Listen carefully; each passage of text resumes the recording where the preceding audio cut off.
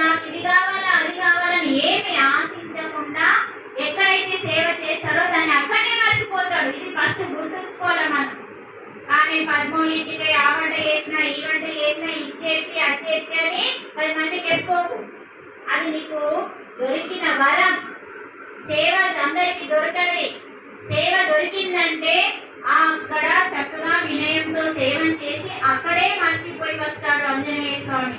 అంత శుద్ధ సత్వ గుణంతో చేస్తే ఆ గుణంతో మనం ఉంటే ఆటోమేటిక్ గా శ్రీరామచంద్రుడు అని ఆత్మారాముని దగ్గరికి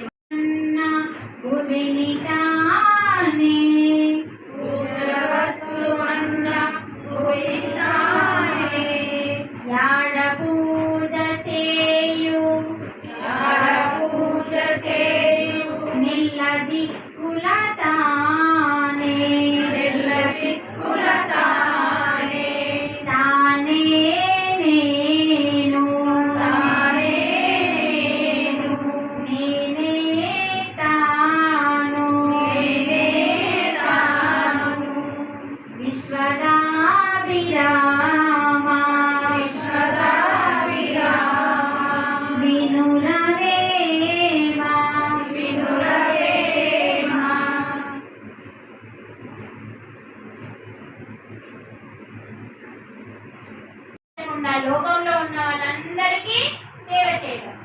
మరి ఆత్మస్థితి అంటే ఏ సుఖం వచ్చినా ఏ కష్టం వచ్చినా ఎవరు అవమానించినా ఎవరు దూషించినా ఎవరు పొగిడినా ఒకే విధంగా ఉండడమే శీతోష్ణ స్థితి అన్నట్టు. అంటే ఆత్మస్థితి.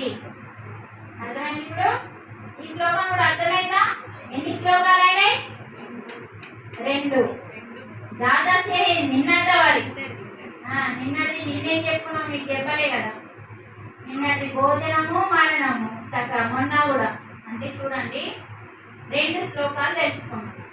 కొంచెం సేపు తిని రెస్ట్ తీసుకొని ఇప్పుడు వేమన పద్యాలు